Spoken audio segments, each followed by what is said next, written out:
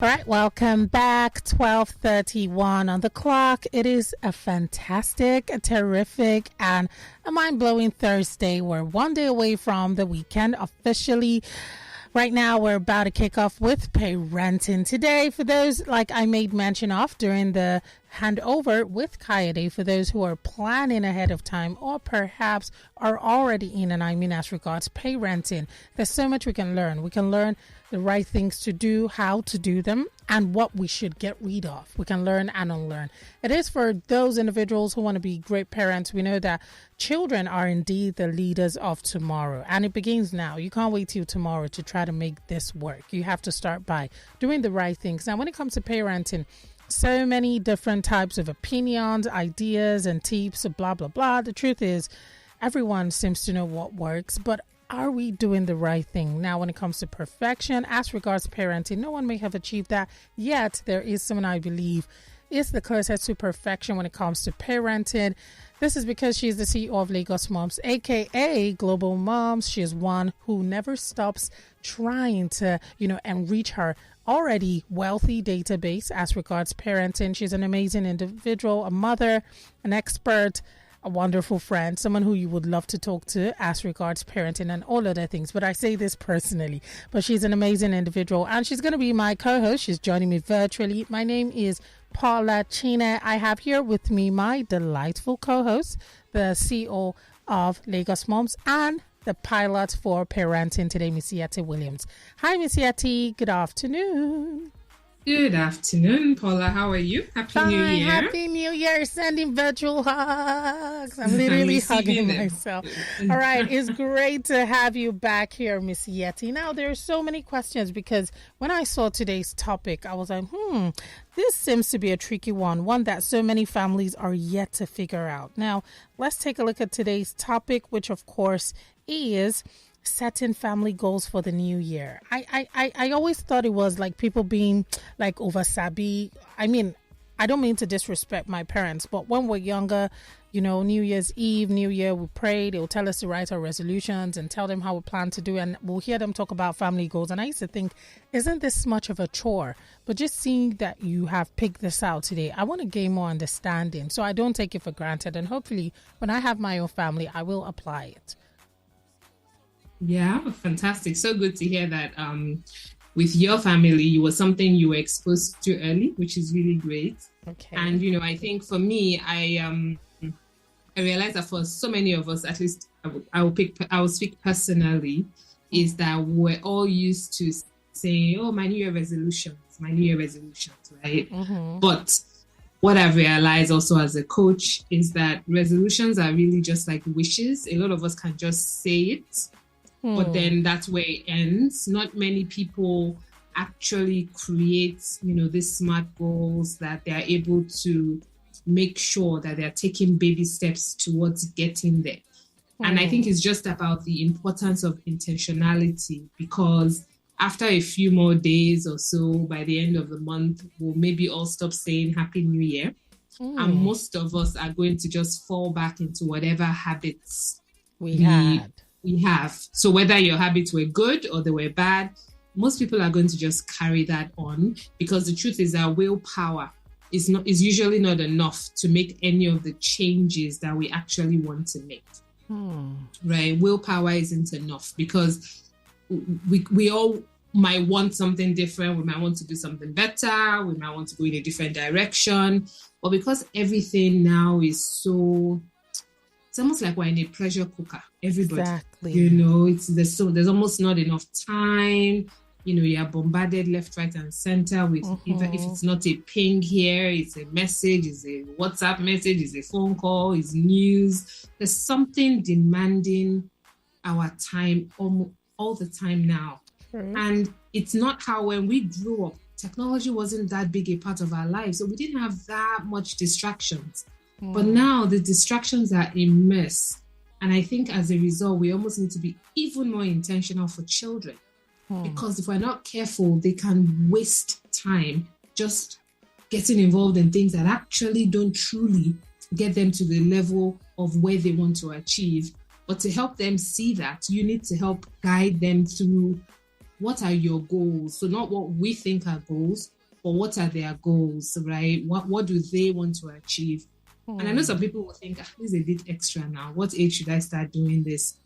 You don't have to make it such a big deal.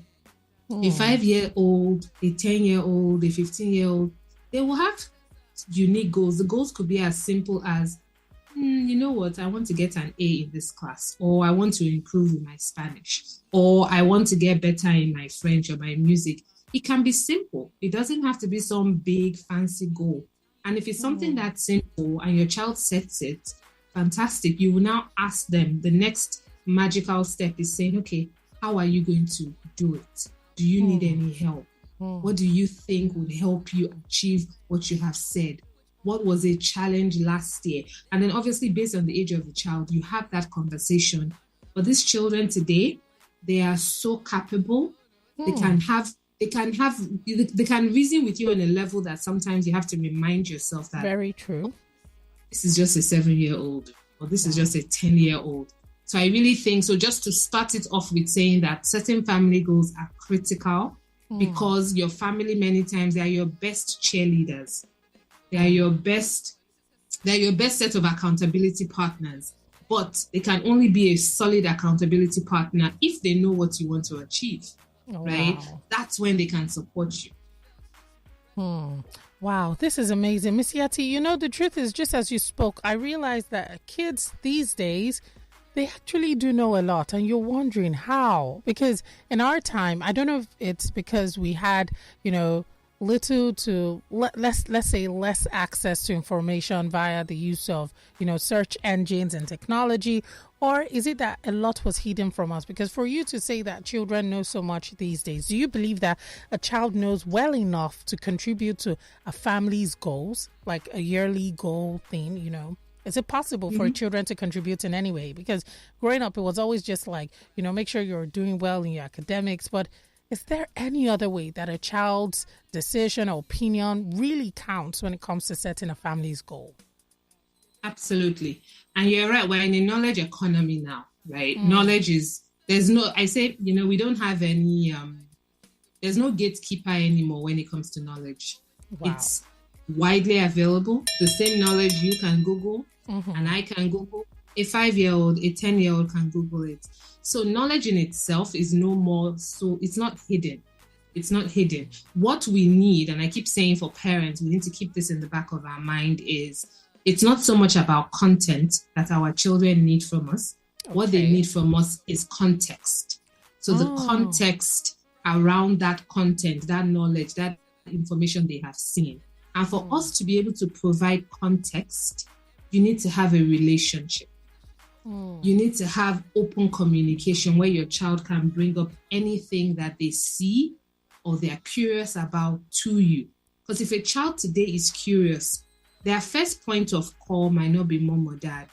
When we were growing up, if you wanted to know something, usually you would probably ask mom or dad or an adult in your life. True. And whatever they told you was what you would kind of believe, because there was nobody else or no other source for you to verify your check. Nowadays, if a child has a question, is very curious, and they should have some kind of internet-enabled device within, somewhere close to them that they can access, they might go online. Or let me even take it a step further. They might ask Siri. True. I saw a video today that I posted on our Lagos Mom's page about a girl who went to her mom and was telling her that a particular play place, this is in the US, but at a particular play place she wanted to visit, that it was open. So the mom was like, how do you know that it's open? She said, I just press this button here and I asked Siri if Chuck E. Cheese is open.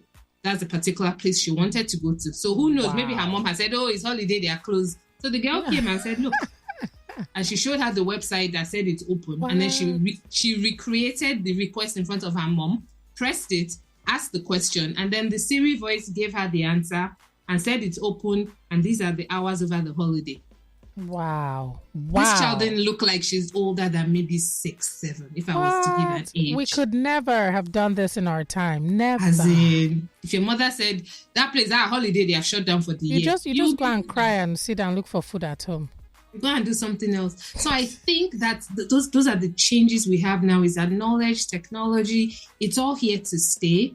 And it's no more about saying whether or not you will keep your child on it or off it. It's about how are we all adapting our lives, right? To use it well, to use it for good, And so when you ask that question, that can a child contribute to family goals? Absolutely. However, for a child or children to feel safe enough to contribute to family goals means that it is an environment where the child feels heard. It's an environment where the child even feels that if I say something, mom and dad are not going to laugh at me and say, look at this one, what do you know? Go and sit down somewhere. Those kind of dismissive comments that parents make, it shuts a child down versus, oh, really?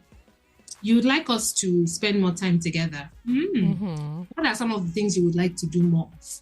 Oh, nice. That's an example of a child participating in saying what they would like to see the family do more of. But if a parent answers with, you want me to spend more time with you, do you know how much time I'm spending making money to send you to school? Yeah, I beg, I don't have time. You shut it down. I was just going to say that was the answer that I predicted in my head. Like, I don't have time to sit around and play here because the truth is I have to make money to make sure you have food and clothes. Yep. However, you say that, you're shutting the child down, you make the child feel like, okay, they're a bother. I don't have time to spend with you because I'm doing all of this for you. And I'm not saying that parents are not sacrificing a lot for children. That is not what I'm saying. I'm not saying that we're not all hustling so hard for children and our families. We are, because the world has really changed and, everybody's working so hard. However, the window and the time you have with the children, where they even seek you out to spend time with you, it's a very short window. So if you lose that window, you don't build that relationship with them. When the children get older and they don't have to spend time with you, it's very sad when you see in those situations that all the child wants from you is, pay my school fees now. Shebi, that's what you always used to tell me you do anyway. So yeah, just pay my school fees. Why do you want to spend time with me? Wow. And when parents start hearing that on the other side, it can be painful. But if that's all you told your child is, I don't have time because I'm providing for you, the child is going to get the memo that, okay, mom and dad's role in my life is to just provide for me. So let them provide. All right. Miss Yetty, very quickly. Hello. Yeah, I'm here. Okay, so I like that you mentioned provide, because to be honest, in this part of the world, it seems like it has been the norms going back to like way back when. Now, we were always told, like, make sure we're going to provide you all you need. Well, your payment or repayment, has to be making sure that you excel at in your academics. Now, the truth is, Miss Yetty, if a child sees life as, okay, my parents are providers, do you think they're going to end up being grateful, or they might just be detached and they might just keep to the plan, the agreement, play their part, but they will be detached emotionally from the bond they're meant to have with their parents? So I don't think it's either or. If you bring children to the world, it comes with you providing for them. However, I don't believe providing for a child is only financial. It's a part of it, right? So we're supposed to provide for them. But what I see our role as parents is to provide an enabling environment for that children to thrive. And that includes what they need in terms of housing, school, safety, love. They also need to develop emotional intelligence, how they communicate with people, how they respond, how they handle emotions. They're also supposed to learn social skills. So if in the house, for example, every time they're in front of mom and dad are pressing a phone, you are not teaching that child healthy social interaction skills. Because when all that child is seeing is mom and dad are always on their phone, even when you're supposed to be talking to each other. So that child is going to believe, that's how life is. Because I don't know about you, but there's sometimes I go out and I'm amazed. I sit down and I watch families who are out, even at a meal, and they're all on their phone. Nobody's talking. Wow. And then we wonder why these same children, when they get older, don't want to talk to you or can't make eye contact. So for me, providing for our children is, number one, is our role. We brought them to the world. However, for me, provision is not only financial. It's not just about I'm paying your bills, therefore that's all I need to do. You're supposed to create an enabling environment so the child feels connected, knows they are loved, can talk to you, Wow. can share how they feel, and then that bond then go through all the stages of development in a healthy way, so that when the child becomes an adult, you have built a healthy, friendly relationship, and then they want to spend time with you, not because they have to. Wow. Wow. Wow. Thank you so much, Miss Yetty. Very amazing. I do believe that there are also other parents who might have questions, especially when it's a new year and everyone's trying to do things better, differently. So if you do not mind, can we kindly open up the phone lines and, other means of communication? So, listeners who have questions can reach out to you and, ask questions. Yes, please. Okay, thank you for that. For those who want to get across to us via X, formerly known as Twitter, you can send us a tweet at Lagos Talks 913 using the hashtag parenting today. If you want to get across to Miss Yetty, yes, she's here. She's going to be able to answer all of your questions. She is when it comes to parenting perfection, I feel like you have achieved it, but she might not want me to say that, but I do believe she has. If you have questions you want to send via WhatsApp, you might want to send a voice note, a message, or call in via WhatsApp, which is free. You can do so. Our WhatsApp number 0809-234-5913. If you want to call via the phone lines, they're available. The numbers to call 0809-222-0913. 0809-234-5913. And the landline number you can call on 01515-1913. Margaret from Papa says, good afternoon to you, lady. To the woman in the studio telling us about parenting. I'm currently 6 months pregnant. However, my husband has said he wants our son to learn a trade when he's 15. This has made me upset. Is this the right way to go for a child that is not yet born? Okay, so Miss Yetty, Margaret from Apapa wants to know if a child who's, she's 6 months pregnant and her husband is saying that when the son perhaps is 15, he has to go off to learn a trade and she's not happy. Do you think, it's the wrong thing to say that? Is it too early to predict that, you want your child to do this? That's interesting. I wonder if he's referring to learning a trade instead of going education, to school. So I don't quite know. Does it mean in addition to learning in school? I think it kind of depends on what the person's what he means and why he's saying what he's saying. I mean, for example, in the UK, there are quite a few children now who are electing to get a job first. And then it is that job that sends them to university, but they have the job. So the job ends up paying for their education while they are learning a trade at the company. So at the end of the day, by the time they graduate, they have a job secured because it's that company that funded their education with the understanding that this person will then work with us for a while. So I think it depends on the perspective that he's coming from. I wouldn't say be upset about it, but you definitely need to have more of a dialogue to understand what he means. And I think at the end of the day, a lot of things in marriages and family and parenting is about communication and seeking to understand what does he have in mind and why is he saying it. It's possible maybe he is successful from, maybe he learns a trade himself and in his mind, he feels like learning a trade is more, maybe more effective than getting an education. But, we're speculating here. We don't fully know. So if she wants to reach out to me further, please do. But I wouldn't say it's something to use to cause, drama. You haven't even had the child yet, Yeah.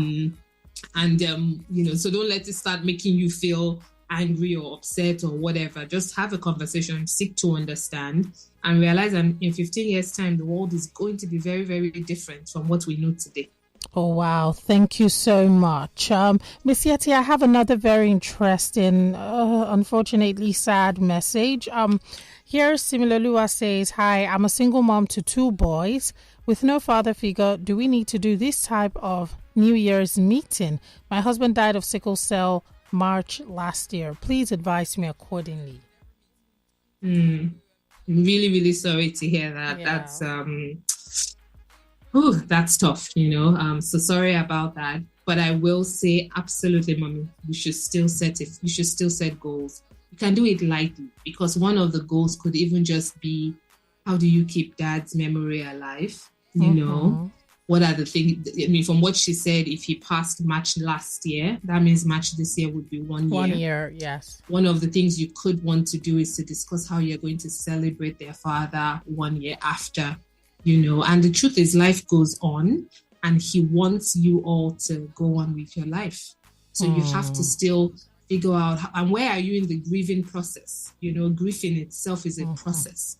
Where are you in that process? You're a mom, you lost your husband, their children lost their father. So there's going to be a lot of emotions going on, you know, financially trying to take care of them. I'm sure there's a lot that's been thrown at you as well. So just take your time to unpack everything little by little. But I do think it'll be wise, if you can, you know, to just get them together, have a conversation, you know, hug yourselves, love on yourselves, and set some goals. I think everybody needs goals. Even when things are painful, you need goals about how are you going to get through this tough time together. All right. Thank you so much. If you want to call, remember the numbers to call on 0809-222-0913. You can also call this number as well as make use of it via WhatsApp. The number is 0809-234-5913. Here someone says, good day, I'm Adebola Ernest from Ibadan. Please, what are the best points to use when setting family goals for the year? Before I go into some of the basic starting points, I'm going to add a layer. So recently we did our family goal setting, and I introduced something called the SWOT analysis. Okay. So what's a SWOT analysis? A SWOT analysis is, a lot of businesses do this, but I feel that a lot of us as individuals, we don't bring all of these strategic tools that companies have to grow into our personal lives. So anyway, I introduced it to the children, something called SWOT analysis, which means figure out or write down on a piece of paper, and all of us had to write, because I think writing makes things stick more than just talking about it. True. So it stands for, what are your strengths? What are your weaknesses?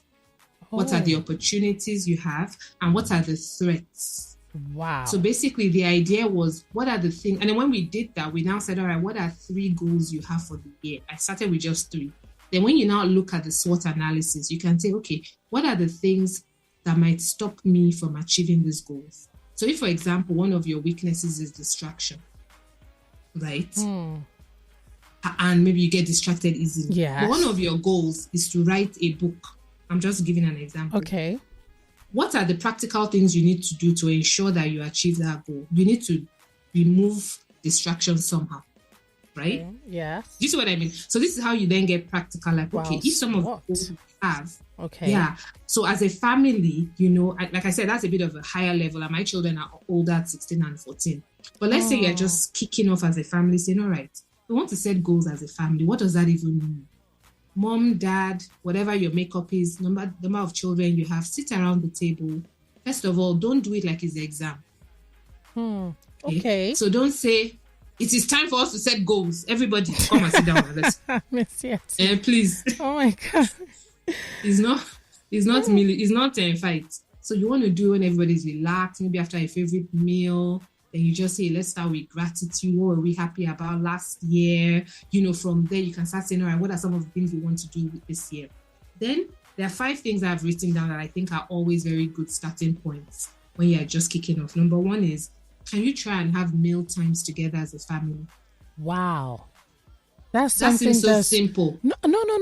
It's unfortunately, I don't know whether it's just me, but I feel like it's so uncommon these days. It used to be a thing back then, but right now everyone just go eat when you like. Exactly. Yeah. So even if that, and I'm saying this because, you know, I mentioned the SWOT because I could bring that on, because we have had how many years of being used to this whole family goal setting together. You know, mealtime, for example, is Sankosan in our house. Yeah. We have meals together, and it's screen-free. Screen-free mealtime. How are you able to do this? Is intentionality. Is it easy? It's not easy, but it's being intentional. No TV, no phones at dinner time. As they're getting older, obviously every now and then you see them bring it out. But because there's that groundwork of no meal times, no phones, we're talking about gisting about our day. There's no rules. It's just let's gist. Everybody has to talk about how their day was. So when you have that, you realize that you have a lot of content, if you will, to use to discuss. Because you can say, yesterday I remember that you said this. How did it go today in school? So that's one simple goal you can try and set as a family, that, okay, mom and dad, I know you are working. I know you are hustling. Because a lot of parents will say, but don't you know we're busy? I know you are busy. However, what can you do practically? Maybe if you cannot have dinner as a family one every day during the week, can you decide that on Saturday, instead of waking up and going straight to play football or going straight to the salon and go and spend 4 hours in the salon getting your wig laid, maybe you say, you know what? The first thing we're going to do in the morning as a family is to have breakfast together before all of us go and get started with our day. Wow. That is practical. Yes. So you need to also be realistic with your family. So don't say I'm going to have meal plans as a family every day, but you know it's not going to happen. Then what ends up happening? You become angry. You feel defeated. You feel guilty. You're like, those smart goals don't even work. I'm not going to waste my time next day. No, be intentional. So that's number one. You can set mealtime plans as a family together, screen free. And that includes mom and dad. So don't say screen free dinner time. Then you and your wife are pressing phone. It doesn't work. Everybody needs to drop their screens. Wow. The second thing I would say is try and create a family hobby. Something that you all enjoy doing together. This year can just be a year of we're improving our relationship as a family unit. Right? I like for example, it could be family hobby. What is that going to be? One of the things that I did many years ago was to say every Friday evening was going to be movie night. Movie in the house, so not that we're going to the cinema every Friday. But guess what they also learned among themselves? We gave each of the children different days to be the ones to choose what we're going to watch every week. Wow. So this Friday, it is your turn. Next Friday is the other person's turn. Well, we only have 2 children. So then they learned the art of negotiation. They learned the art of waiting their turn. You will see them sometimes say, no, now, let's agree to watch this one so that next week. Do you understand? But what it meant was every Friday, simple, it was cheap. We will put on television. We will agree the movie and the time. We will make popcorn at home. We will put off the lights and we will all cozy up and watch dinner. And guess what started happening? Dad would start to change his work hours so that he could make sure he joins us at the dinner, at the movie time, because he knew that it was going to be, and they were much younger. So I think I was like 7 to 8 or something. Wow. So when he could make it, he would come home early, adjust his time, come home, we'll do movie time together. Maybe at 8 o'clock when children are then going off to bed, I might continue work. Maybe he has to go for work or do something. But routines pull the family together. And those children love every Friday without fail